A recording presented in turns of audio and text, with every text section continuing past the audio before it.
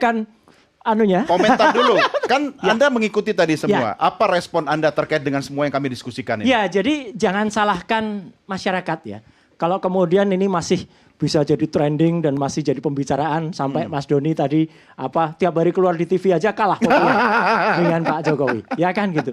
Tapi juga jangan salahkan kami.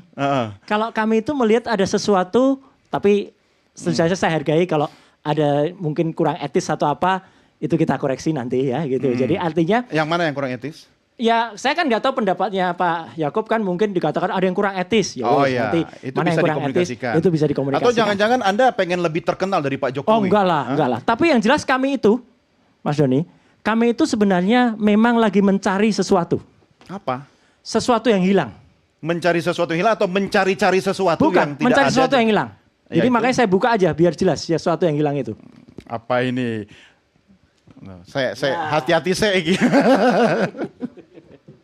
Nyari apa? Ya. Nyari etika yang hilang. Nah, jadi kami itu hanya mencari etika, Jenderal Hugo. Jadi etika yang hilang harusnya tuh kejujuran dan juga kenegarawanan. Dari? Ya seseorang yang lagi kita cari. Itu loh. Yang Anda cari ini orangnya ada atau nggak ada? Ada dong. Ya kenapa dicari kalau orangnya ada? Loh, tapi kan etikanya hilang, kejujurannya hilang. Cara ya kan? mencari etika itu dengan cara yang Dan seperti Anda dan teman-teman lakukan ini. Kenegarawanan itu misalnya kita bisa lihat. Kalau tadi disebut ada Hitler, zaman Hitler gitu ya. Nah, saya nyebut juga ini gak usah jauh-jauh lah. Zaman Amerika kemarin ada Barack Obama yang kemudian sempat dipertanyakan kelahirannya mana. Nah itu kan kenegarawanan dia. Tunjukkan saja. Dia punya akte lahir. Kenal lahirnya. Jelas, udah clear. Nah ini kalau ada pertanyaan yang sudah katanya udah 2 tahun. Kok nggak ditunjukin aja? Tapi sebentar Mas, saya pinjam statementnya Bang Yakub ya. Tidak ada sesuatu yang bisa memaksa seseorang untuk mengikuti apa yang Anda inginkan. Memang nggak ada. Kecuali pengadilan, perintah pengadilan. Bukan, kecuali undang-undang. Kalau kita baca undang-undang dengan jelas ya. Undang-undang Keterbukaan Informasi Publik nomor 14 tahun 2008.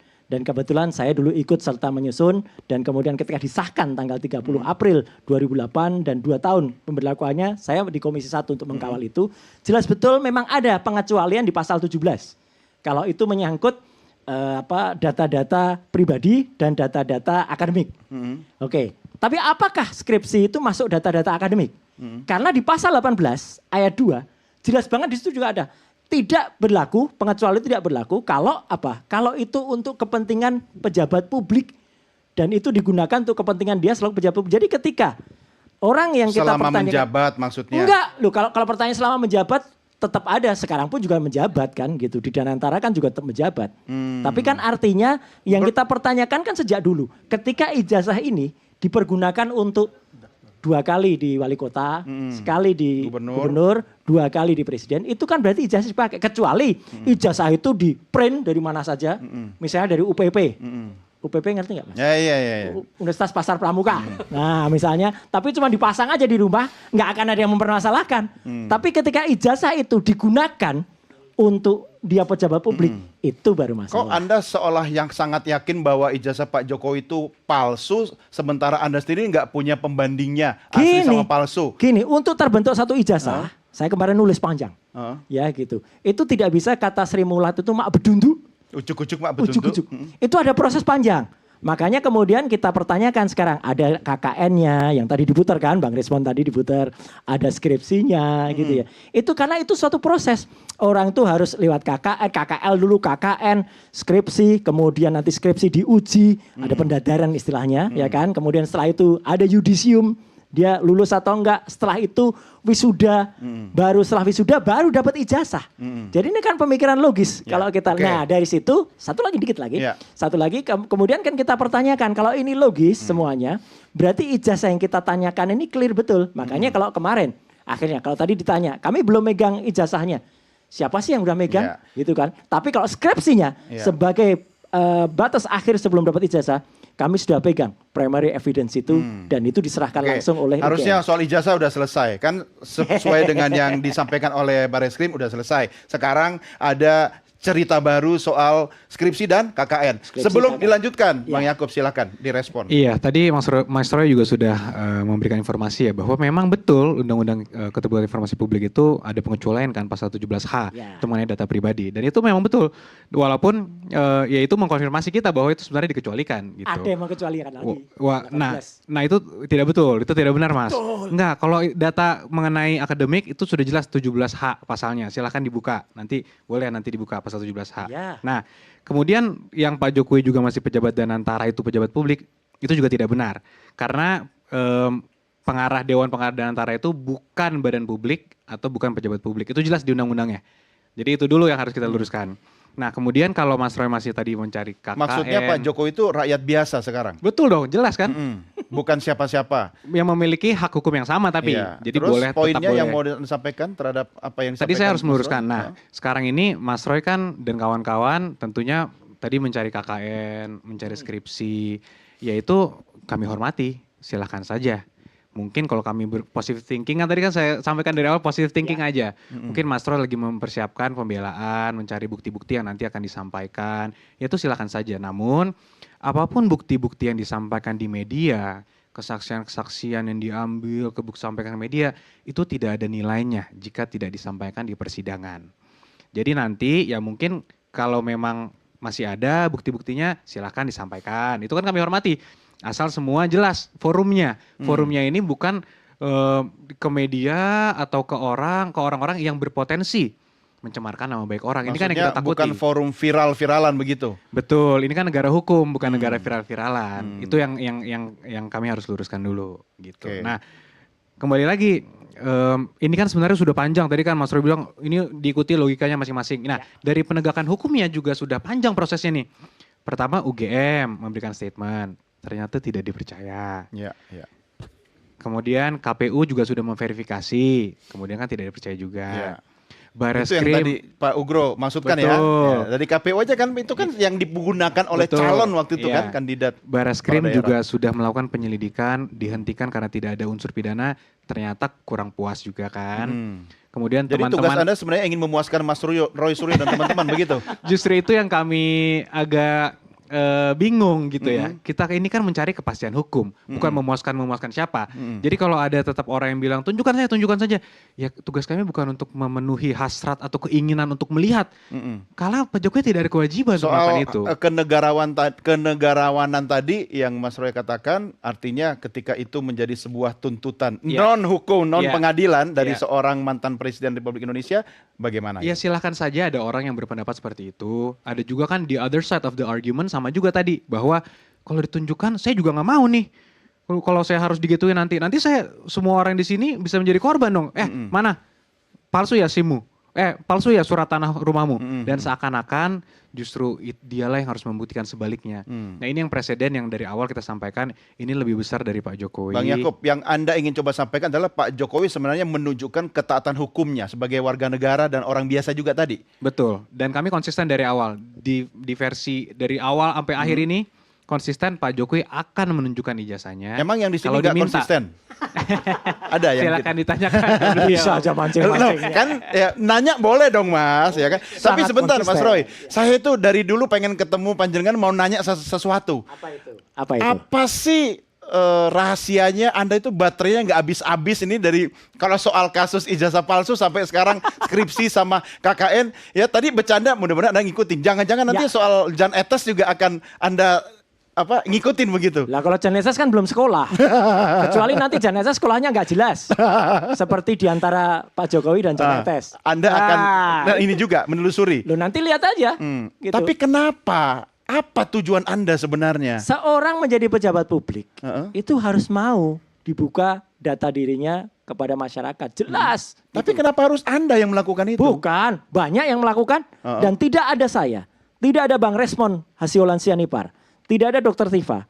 Nanti ada muncul yang namanya topi merah. Nanti akan muncul dari ITB yang sudah mulai muncul selaku narasumber di tempatnya Pak. Itu bagian Refli. dari teman-teman Mas Roy juga? Saya tidak kenal mereka. Mereka tiba-tiba keluar dengan pernyataannya, mereka keluar dengan analisisnya. Jadi itu kan logika sehat, logika cerdas dari masyarakat saja. Pertanyaan-pertanyaan itu pertanyaan ilmiah, pertanyaan akademik. Pembuktian ijazah fake or not fake ya, true or false, kemudian fake diploma, itu juga hasil kajian akademis bukan apa-apa. Tapi gitu. siapa di belakang Anda? Siapa sponsornya yang kemudian membuat Anda itu sepertinya baterainya aki Nggak kering ada. gitu? Di belakang saya nggak ada, tapi yang di atas saya Allah Subhanahu Wa Taala. Ya, kan kebenaran Itu. mutlak. Dan satu lagi, ini yang penting, ada yang nuduh kan gitu. Yang nuduh, oh di belakangnya Roy Suryo itu ada bohir gitu. Orang yang nuduh ya 2 orang, satu namanya Nyebelin, satu namanya Stallone ya, Sylvester ya. Dua-duanya saya tantang, ayo berani nggak membuktikan di bawah kitab suci Anda masing-masing. Nggak ada yang berani Nah, melintir kenapa semua. urusan tuduhan kayak gitu nggak dibawa ke Barreskrim? Ngapain? Nah, Gitu. urusan ijazah orang dibawa ke Barreskrim. Loh, ya karena kita percaya pada kalau itu kan personal lah, ngapain juga Barreskrim. Dan ternyata tadi betul Pak Ugro, kalau kemudian ada sesuatu yang mau diselidiki, sebenarnya laporan Barreskrim itu cukup pasal itu saja, 263, kemudian satu lagi, dan itu dulu dikelirkan. Dan saya setuju, misalnya Pak Jokowi tidak mau direpotkan. Oke, disita dulu yang ada di KPU misalnya, dicocokkan dulu. Ya. Masalahnya di KPU hilang. Katanya, kata Dokter Taufik yang di KPU Solo ya, sama yang di Jakarta tuh hilang. Loh kok bisa hilang? Belum ketemu mungkin. Enggak, katanya hilang. Itu sama dengan edisi harian KR, Kedaulatan Rakyat. Mas ingat betul karena orang Iya, Jogja iya. kan. Dan ketika kami ke KR, kemudian ke perpustakaan daerah di Jogja yang di Malioboro, ternyata ada 6 bulan. Yaitu mulai dari Juni, Juli, Agustus, September, Oktober. Itu yang dihilangkan.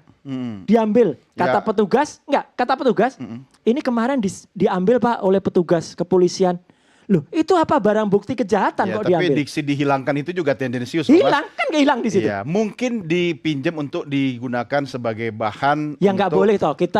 Saya masyarakat Jogja kalau mau baca edisi koran lama tahun 80 kok nggak ada. Sekarang saya mau nanya, Ha-ha. Mas Roy masih percaya institusi kepolisian kita nggak? Justru karena saya percaya penuh pada institusi kepolisian. Justru karena saya pernah menjadi konsultan Mbak di GCLEX segala, saya tidak rela polisi itu ada yang memfeeding data-data yang salah, termasuk soal KKN. Tadinya kan salah polisi, Iya, bilang KKN-nya 83 ternyata 85 awal. Iya. Kok edisi harian koran. Artinya katanya masih poso- percaya kan? Percaya, Kalau makanya percaya kami lapor ke Barreskrim. harusnya soal kemarin Barreskrim sudah rilis ya kan hasilnya selesai dong soal Nanti ijazah. dulu percayanya Nggak itu percaya, kalau tapi nanti benar. dulu, Loh piye? iya, Kak percaya kalau benar ternyata yang diperbandingkan ijazahnya data sampel pembandingnya, misalnya kita mau melakukan penelitian. Kalau kita mau sampel nggak boleh dong sampelnya dipilih itu.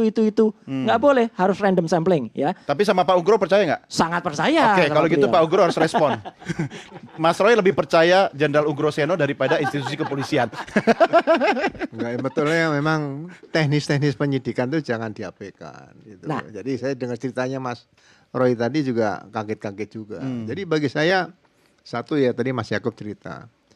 Pada saat Pak Jokowi daftar ke KPU Solo, itu kan pasti sama panitia pendaftaran KPU sana kan diminta ijazah yang asli dibawa dan menunjukkan yang sudah Legalisir, dilegalisir. ya. Berarti sudah ditunjukkan di situ. Jadi tidak ada ketentuan harus nunggu pengadilan Ya. seperti itu. Jadi mungkin belajar dari siapa Obama itu. Ya. Menurut saya kalau misalnya Pak Jokowi ngundang semuanya ke kediaman, tunjukkan nih, periksa nih, selesai, ya kan? Semua ini siapa Pak yang harus diundang Mas? Ya siapapun dilihatlah. Seperti saya misalnya, saya Letnan 2, Pak Ugun ini lulusan Akpol betul, betul. Coba lihat ijazahnya, saya kasih kok. Kenapa saya takut menunjukkan ijazah saya seperti itu? Makanya dari lulusan 70 Akpol sampai sekarang ini, hampir tahun 2021 mungkin ya. Itu saya belum menemukan ada ijazah diduga palsu para perwira lulusan Akpol. Nah, ini kan dibuka nggak ada masalah. Jadi Ya. apa ya istilahnya tadi saya katakan polisi dalam memelihara Kamtipmas itu supaya tidak ribut-ribut. Ya udah dimohon Pak Jokowi tunjukkan ya berapa orang diundang, mungkin nggak puas diundang lagi kan Ya. selesai itu. Berarti Jadi, polisi bisa melanggar hak asasinya seorang warga negara biasa yang kebetulan mantan presiden dong. kan Kalau ada beliau restoran- kenapa? kalau beliau merasa saya tidak perlu kecuali pengadilan yang memerintahkan. Loh, kalau memang prinsip seperti itu berarti penyidikan secara resmi berjalan. Kan kita sudah ada juga restoratif justice katanya. Ya diundang saja sebelum maju ke pengadilan diselesaikan. Kalau tidak bisa ya monggo silakan ke pengadilan seperti itu. Oke, Bang Yakub. Ya kalau dari kami kan tentunya kembali ya fokusnya ada 2 perkara sekarang.